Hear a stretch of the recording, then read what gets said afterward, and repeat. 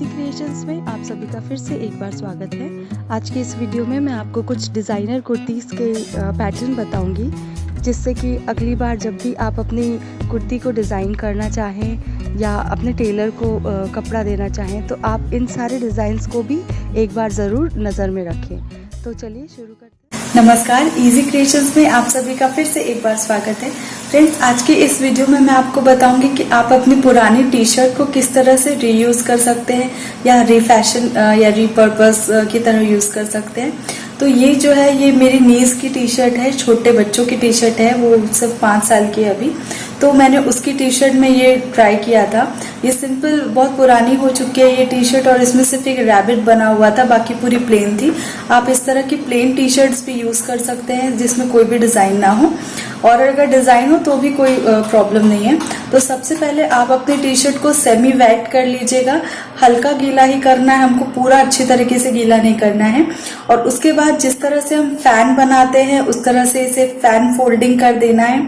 आप देख सकते हैं, एक तरफ अंदर की तरफ थोड़ी सी लेना है, हमें ऊपर से स्टार्ट करना है गले की तरफ से, और पूरी जो हमारे जो स्लीव्स होती है वो भी कवर करनी है इसके साथ साथ। तो इस तरह से आप धीरे धीरे इसे फैन फोल्डिंग करें, एक बार अंदर की तरफ फिर बाहर की तरफ, और उसके बाद इसे आप इस तरह की कोई भी रस्सी से या फिर धागे से, जितना पतला आपको अपना वर्क चाहिए है टाई एंड डाई का, आप उस हिसाब से इसे उतनी पतली और उतनी मोटी रस्सी से इस तरह से टाई कर लीजिए।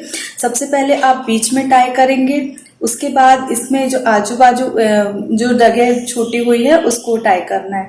तो हमें पहले सबसे इस तरह से टाई करना है कि सब में इक्वल डिस्टेंस होए, क्योंकि हमें इक्वली ही डिस्ट्रीब्यूट करना है सारी जितनी भी डिस्टेंस है इसको।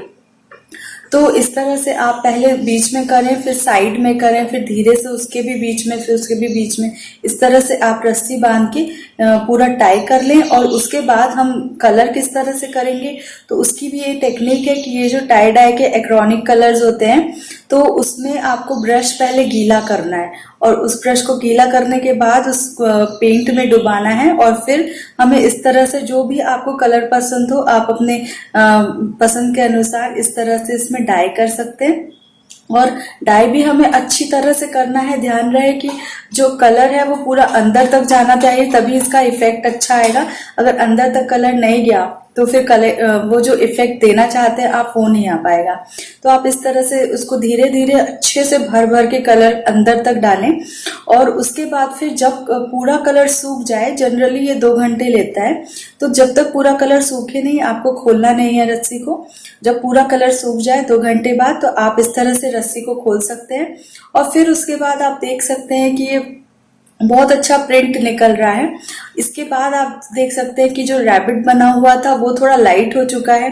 तो अब उस रैबिट को हमें डार्क करना है, तो आप उसके ऊपर ब्लैक कलर से या किसी भी और कलर से फिर से रीपेंट कर सकते हैं उसी को ब्रश की मदद से। बहुत आसान है, अगर आप थोड़ी बहुत भी पेंटिंग जानते हैं तो जो बना हुआ रैबिट है उसके ऊपर रीपेंट करना कोई भी बहुत मुश्किल काम नहीं है। शेडिंग वर्क भी थोड़ा बहुत है, तो आप उसको भी ध्यान में रखें।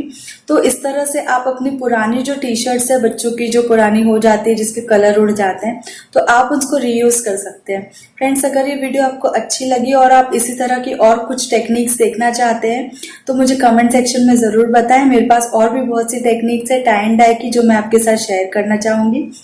तो हम फिर मिलेंगे अपने अगले क्रिएशंस में, तब तक के लिए शुक्रिया।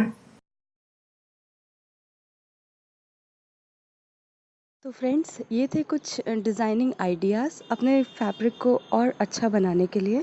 अगर आप इसी तरह के और डिज़ाइंस या कुछ डिफरेंट डिज़ाइंस देखना चाहते हैं तो कमेंट सेक्शन में ज़रूर शेयर करें।